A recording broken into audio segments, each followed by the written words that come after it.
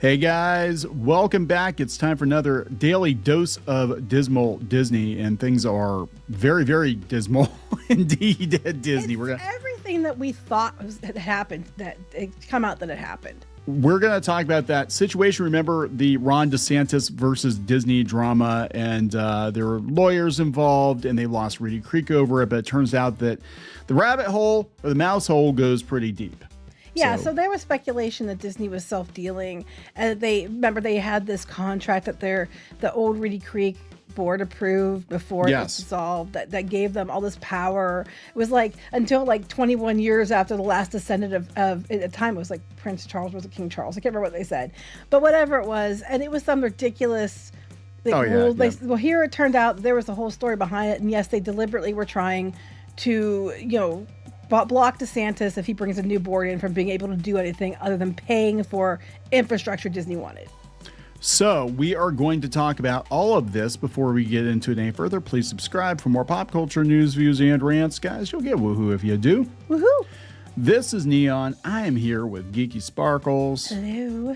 And this is your daily dose of dismal Disney. So Geeky's going to lead this one. She knows more about the situation than I do. Just grab some popcorn. Yeah, so this all comes from Gabrielle Roussin at Florida Politics. So credit to her, because she's the one who got all this information.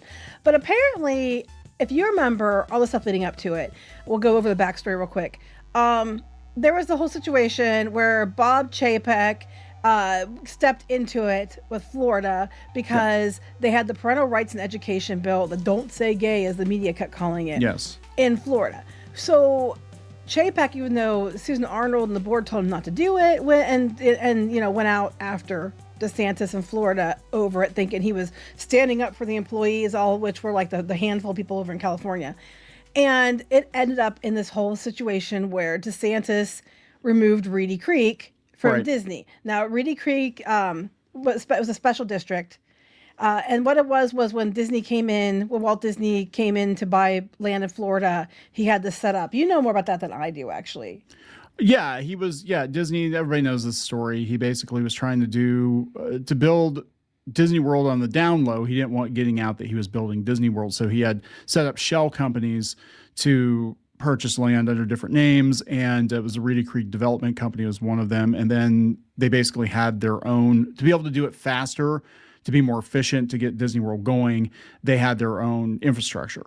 Yeah, so basically they were given their own special district to oversee. So they had the powers of a city, okay? They could do all these things cities can do, but it was just within Disney World. That's why they got away with like Epcot and all this other stuff. It'd be like buying a house and being like, okay, I bought like 30 acres of land, and then you've got your own little fiefdom and your own little police department. You have your own little power plant and everything else you wanted. I mean, they could have. And what was supposed to happen was the Reedy Creek board was be elected, even though the people came from all the area within Walt Disney World. So they would be elected to the position of the board. And the board's job was to oversee the all Walt Disney World, what they owned. That was the Reedy Creek was Disney World's property, and their job was to quote unquote oversee it and make sure things were done and that spending was accounted for and all this other stuff. Well, the only problem is Disney actually ran it. Everybody knew it. It was like a running joke that the Reedy Creek thing was basically Disney. It was just a front for Disney to do whatever the hell they wanted, even though they were supposed to oversee Disney. Everybody knew Disney was running it. I mean, they were pulling the strings and everyone knew it. Well, this is going to come into play here in a bit. So when DeSantis tried to strip them of the Reedy Creek and they tried to make a new one, he had his Central Florida Tourism Oversight District come in, and they were met with the last group that went out left a special covenant to basically block them from doing anything except paying for shit that Disney wanted. Like they couldn't even do roads. They'd have to buy the land from Disney at fair market value, and then pay for that first, and then pay for the roads to be built that would benefit Disney. They couldn't just take the land okay, Disney wants this road, we'll take the land and do it. No, you had to buy the land from Disney first. Yeah. Then they would have to pay for the road to be built, and the only beneficiary of the road would have been Disney. Yeah. And it was a whole thing. And so it was self-dealing. Yes. Okay, so that's the backstory for those of you who didn't. Disney is good at playing with itself. Yeah, pretty much. So, I mean, if you want, there's tons of videos we have on this. If you go look, there's all kinds of coverage on this. So that's the backstory leading into it for those who don't know. So after all this happened, after the Central Florida Tourism Oversight District came in and all this stuff, and then they got the lawsuit settled. There's a lawsuit between DeSantis and Disney, and after they got that all settled so Disney can move forward on projects, there was a deposition. It might have been probably involved in that lawsuit. There's a deposition where they talked to 3 of the people involved to find out what really happened. And it's exactly what everybody suspected really happened. These people were basically playing Disney's game to try to make sure Disney remained in control. Disney, however, because of this whole thing, what they were worried about, which is why we have a delay in Villains Land, was they were going to have to hold off on their projects and their Magic Kingdom expansion, Villains Land, the Cars stuff, until they got this resolved. And that's what they were trying to avoid. So if they had just played ball from the beginning, they probably could have avoided a whole bunch of this shit and got ahead of it like by a couple years. But no, they're Disney. So Gabrielle Roussin got copies of the deposition. The depositions involved Walt Disney World's chief counsel, John McGowan, that name's going to come up again later, Disney Master Planning Executive, Todd Rimmer, and former Reedy Creek District Administrator, John Class. Okay, so these are the people that are being deposed over this situation. There are 700 pages. This is what she just 700 pages. Yeah, and she actually had somebody, a lawyer, that helped her like distill it down. But apparently, this Richard Fogelsong, he read the depositions and boiled it down to what they thought it was.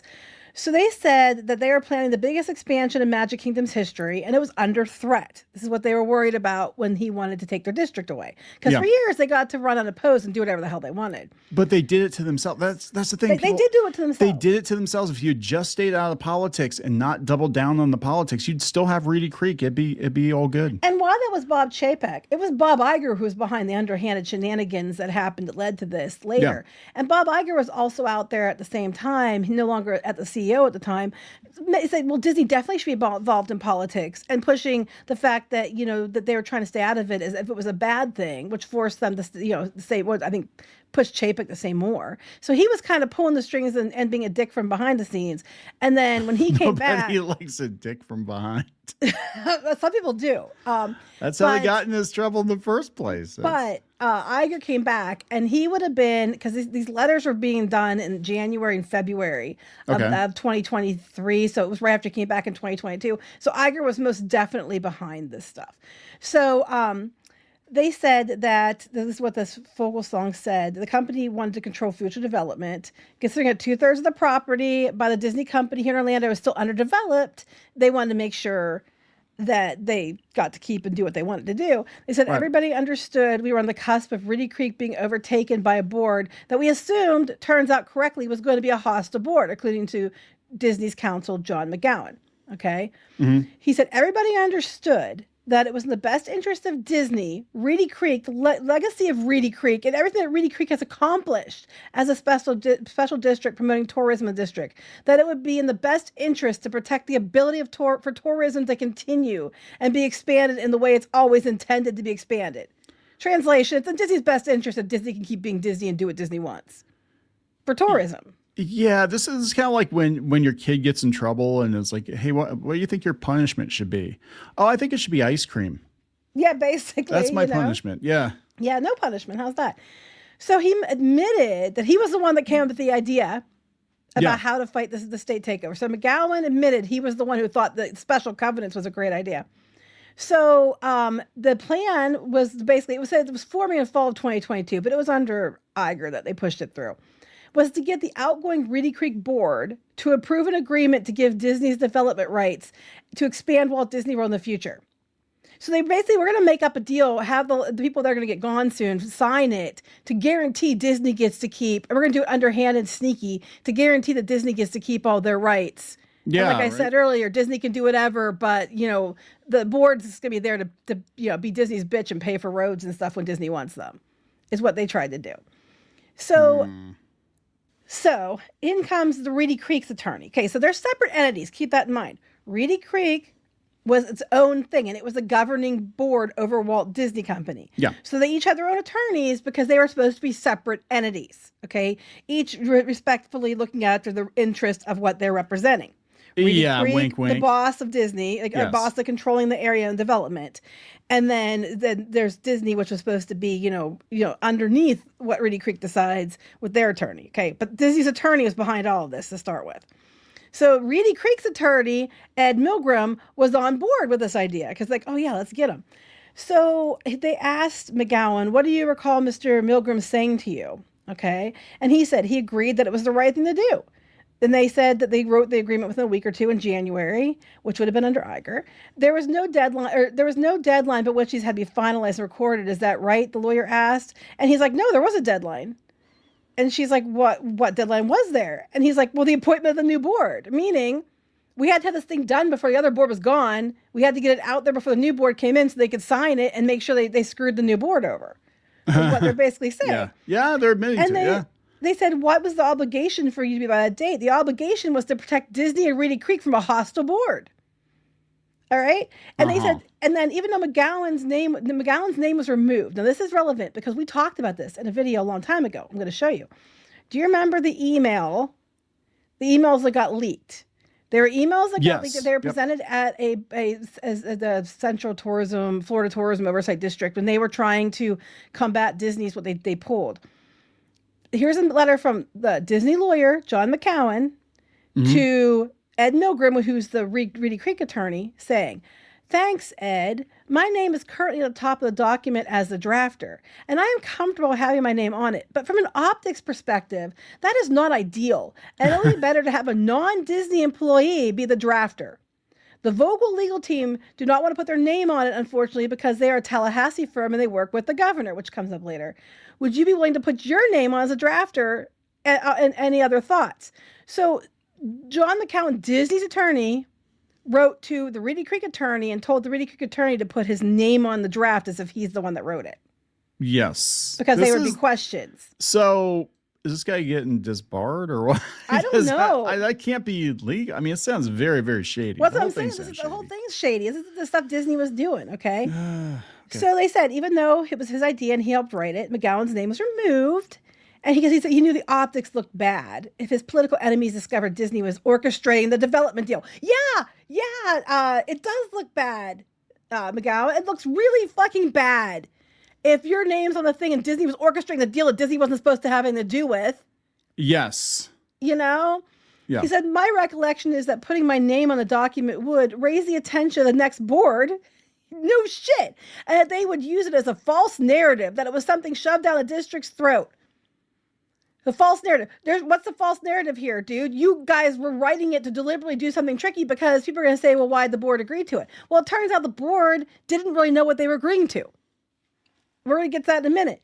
So they're talking about Disney brought in this other Holtzman Vogel, which is a law firm in Tennessee, and they didn't want their name on it because they do work for Florida, and they didn't want DeSantis to get pissed.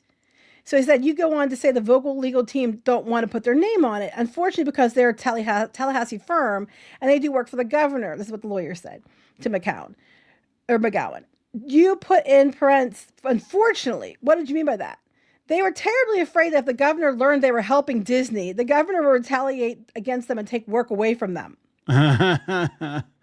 And then there was this whole, and I guess that one of the people that were part of it was one of Disney's lobbyists back in the day. Seems to be a movie. He was a lobbyist up until 2025. These depositions were in 2024. Just pointing that out. That was that Vogel. So they said Milgram, who was representing Reedy Creek, also had personal ambitions. He was hoping that he was going to get a good word with Disney to become one of their lawyers, which is why I think he was going along with it. Okay.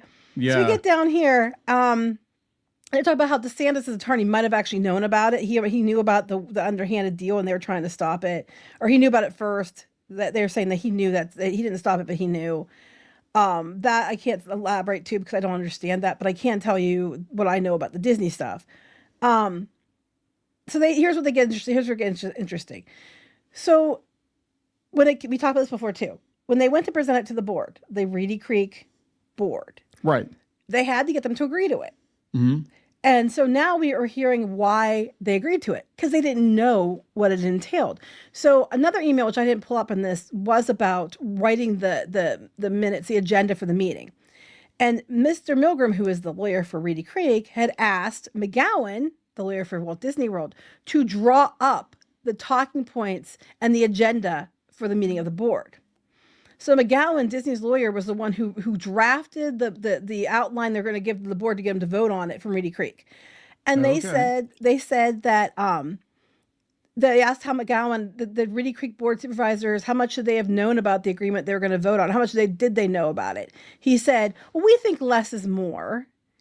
The board didn't appear to ask questions either. And he said, it's complicated. It would really muck up the discussion to have it kind of detailed to the point with the board meeting. That was my take on it. So basically they admitted that they watered it down and didn't tell the board what they were signing. The board didn't ask questions either, to be fair. But they deliberately like didn't tell them what they were doing.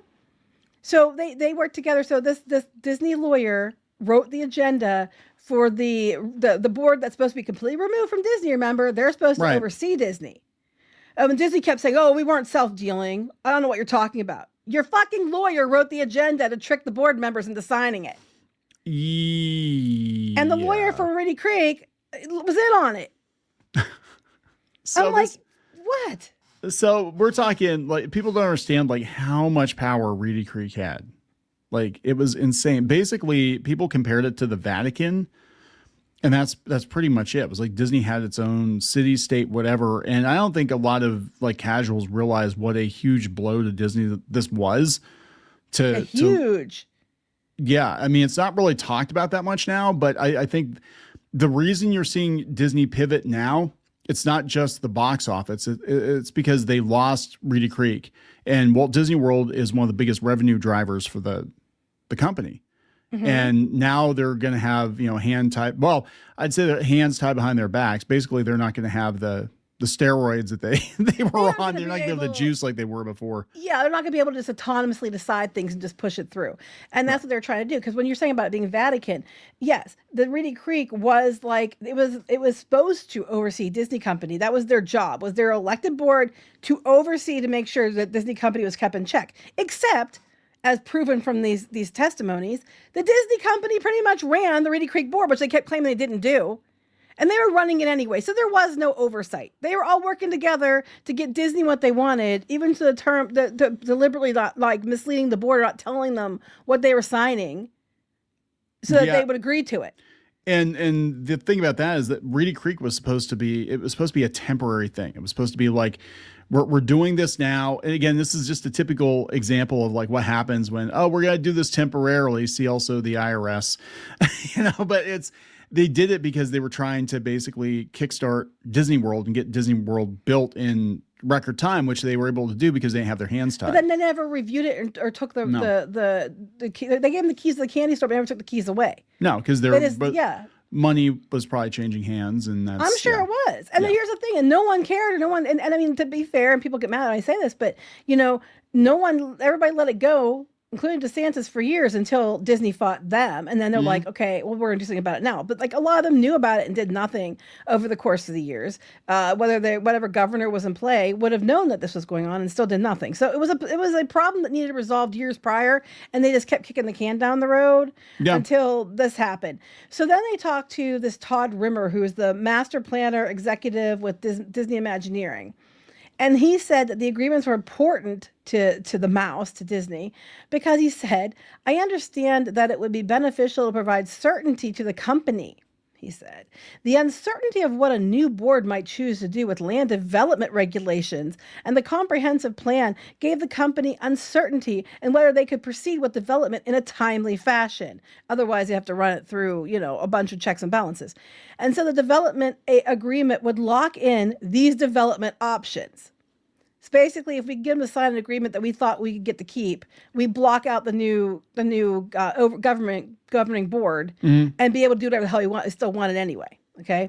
Mm-hmm. Under the proposal, Disney could sell the land for fair market value to its governing board, what is now the Central Florida Tourism Oversight, whatever, in order to build the public infrastructure needed for Disney's expansion. So they wanted these people to come and pay them fair market value for their land, to then pay for the roads and infrastructure they needed for their new developments.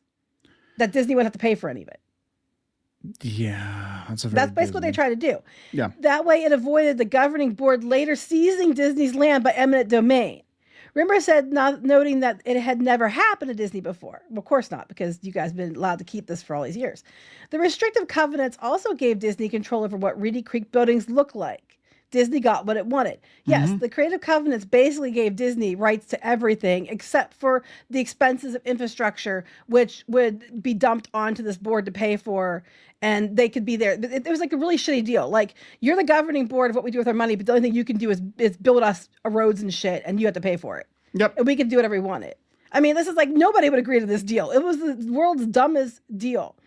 So they said the outgoing board voted in favor of the restricted covenants, but they didn't seem to know what they were voting for.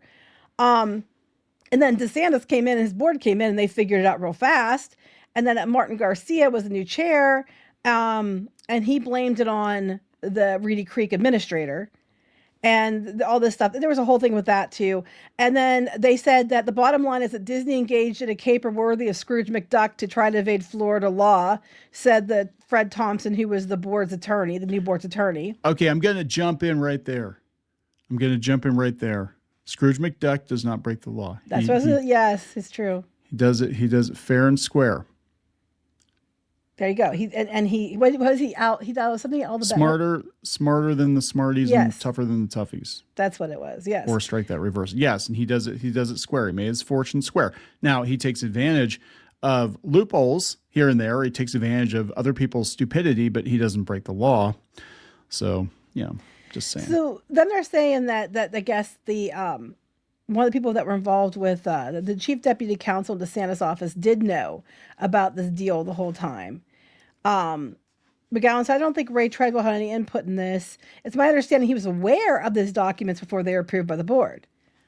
So I'm like, if he was aware of it, why didn't he stop it? That's a whole other argument and question, because it was not cool. Of course, no one responded to comments or whatever, but that guy that was the board's administrator, of course, he got put out of a job. Obviously. Yeah. And then they had to slow down because of the lawsuits, they had to slow down the Magic Kingdom expansion and all that other stuff. But they got it worked out. And now they're all working together. We know we're going to get Villains Land and the Cars expansion and all the other crap that's coming. But the point of the matter is that there was rumors and discussion going on that during this whole thing, Disney was self-dealing, and Disney kept saying they were not. But I'm sorry. I'm not a lawyer, so don't quote me on this. I mean, this is my opinion. But it sounds an awful lot like self-dealing to me. Oh, yeah. Yeah, So I got to wonder if anybody's going to jail for this, or anybody's getting fined for this. I don't think so, because this happened in 2023. The depositions are in 2024. I mean, statute of limitations usually 4 or 5 years on. Well, I don't know. I would think if people went to jail for it, we would have heard something by now. I mean, in my opinion, but it just goes to prove that Walt Disney's attorney was, in on it, was writing this stuff. The Reedy Creek attorney, and again, they were supposed to be two separate entities, was involved. And then the one guy that was like one of the, the land developing people he was out there involved in it too. And they basically the mandate was, Disney doesn't want to lose their power, make it so. Yeah, pretty much. They can pay for all the shit we don't want to pay for. Yep. But we want to keep the power for everything. And it didn't go well, because when they put this through, and then when DeSantis found out, they actually passed bills to get it revoked. And they ended up revoking special districts for almost everybody in Florida because of this. Yes, now everybody's on equal footing, and Universal's doing pretty good. Well, Universal was playing ball from day one, and they were getting stuff approved. Yeah. But Disney was they actually did themselves in by dragging it out and trying to kick and scream and try to be clever and underhanded, and it bit them in the ass. I mean, it's neither here nor there now. But the weird thing about all this is that Disney was already taking freaking 5 years to build a roller coaster, and it only took them like 5 years to build the Magic Kingdom and open Disney World, right? The Magic Kingdom and the hotels. But now it's like 5 years to build a freaking roller coaster. Yeah, no, Epic Universe was together pretty quick too. It was like 5 years, yeah. Yeah, but they got stalled out a little bit because of the pandemic, and they're still doing some stuff. But it's like Disney is ridiculous for how long it takes them to do anything. And they probably figured it would slow them down more. But the mental... just following along with this, it's so hard. Like, I was trying to write the article about it on P&P, and as Neon can attest, I was like, my brain's going to explode because there's so many different facets of this, and even trying to explain it in this video. I was following the article, but it's so convoluted. If you've watched other videos, it'll make more sense to you because we've already talked about this kind of stuff before. But it's interesting to me that they finally got the deposition copy, 700 pages. And then they got to a point where we found out what we already knew, which was, Disney's lawyer and the lawyer for Reedy Creek were colluding to come up with a special covenant to let Disney have their cake and eat it too. So, cupcake. Cupcake. I don't think this is over. I think especially now that this article's out, I think that, it might reignite some interest in it, and they might be like, you know what, this isn't right. Maybe somebody should pay for this. I don't know the legality. I mean, there's probably nothing saying that they couldn't cooperate, or nothing saying that they couldn't put their name on it. They removed their name if they didn't want it on there or something. Well, I don't know the legality, so I can't argue. I just know the ethics sound pretty questionable. So it might be legally permissible, but ethically deplorable. Yeah, that's the only because it does not sound good. Like, I bet the legality might completely allow it for all I know. I'm not a lawyer, again. Well, they're lawyers and they're doing it, and they're signing their names on the emails, and they're sending each other email, and they have to know that if it weren't on the up and up, that somebody'd get called out for that. So yeah, so there you have it. That's the update on that situation that was from 2023, and then now we're here in 2026, and we're finally getting here what the depositions of 2024 said. And now that nobody cares, because that's the thing. What they do is they wait for this stuff to get memory hold, and they'll be like, oh, we vaguely remember something about it. And most people will be like, oh, I forgot all about Reedy Creek. I guess that's not a thing anymore. Oh, well. But it was everything we thought it was. So there you go. All right. We going to wrap it up? Yes. Please subscribe for more pop culture news, views, and rants. We'll talk later. Bye.